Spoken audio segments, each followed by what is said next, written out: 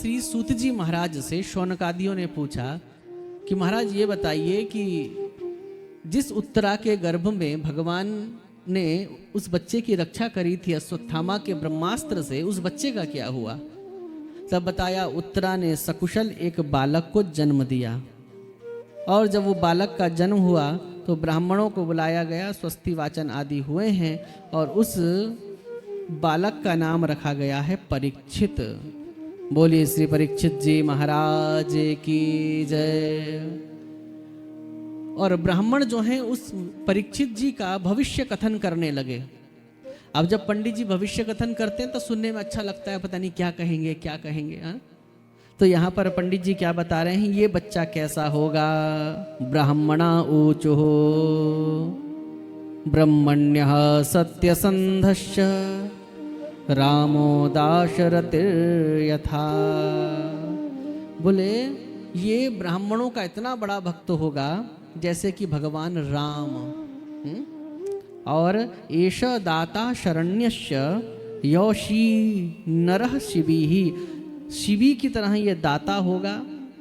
और धन विना मग्रनीरेश तुल्यश्चार्जुन योर्द्वयोः, और अर्जुन की तरह ये धनुर्धारी होगा।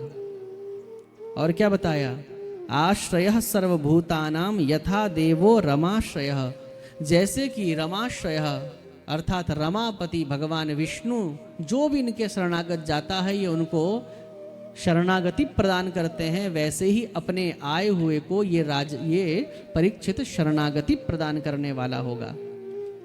और सर्वगुण माहात्म्य एष कृष्ण मनुव्रतः, और भगवान श्री कृष्ण की तरह ये सर्वगुण संपन्न होगा, सारी योग्यताएं इसके अंदर विद्यमान होंगी। रंती देव इवो दारो ययाति रिव धार्मिकः, रंती देव की तरह ये क्या होगा, उदार होगा। और ययाति रिव धार्मिकः, ययाति की तरह ये धार्मिक होगा। 8 श्लोकों में उस बच्चे का सुंदर भविष्य कथन किया, अच्छी अच्छी बातें बताई। लेकिन जीवन में वर्मा जी सब कुछ अच्छा थोड़ा ही होता है, कुछ बुरा भी तो होता है। तो अब एक श्लोक में इसके साथ क्या बुरा होगा वो बता रहे हैं। अच्छा कितने श्लोकों में 8 श्लोकों में। कितने श्लोकों में बताया ज्योतिषाचार्यों ने? 1 श्लोक में। और पहले क्या बताया? अच्छा, बुरा कब बताया? बाद में। तो इससे एक बात भी हमको समझनी चाहिए कि जो भी किसी का भविष्य कथन ज्योतिषाचार्य आदि करते हैं, व्यक्ति उनके पास कब जाता है? जब बेचारा दुखी होता है कि पंडित जी ऐसा हो गया वैसा हो गया, तो वो पहले से ही दुखी है, और इसलिए आप उसको एकदम से नकारात्मक बातें कहेंगे तो उसको और परेशानी हो सकती है। इसलिए यहां पर पहले क्या बताया? अच्छा बताया। तो कोई भी अगर पंडित जी के पास जाए, ज्योतिषाचार्यों के पास जाए, या आपके भी पास जाए, कोई भाई मार्गदर्शन लेने भी तो आता है। कोई घटना घट जाती है तो घर परिवार की तरफ ही तो व्यक्ति जाता है कि भैया ऐसा हो गया, क्या करें। तो उसको शब्दों के माध्यम से, अच्छे शब्दों के माध्यम से उसको क्या करना चाहिए? प्रोत्साहित करना चाहिए, उसको हतोत्साहित नहीं करना चाहिए। 2 शब्द है ना, प्रोत्साहित अर्थात उसके उत्साह में वर्धन करने को ही प्रोत्साहन कहते हैं, और हतोत्साही किसे कहते हैं? संस्कृत में मारने को हत कहते हैं। तो हतोत्साहित मतलब किसी के उत्साह की हत्या नहीं करनी चाहिए, उसको और ढांढस बधाना चाहिए।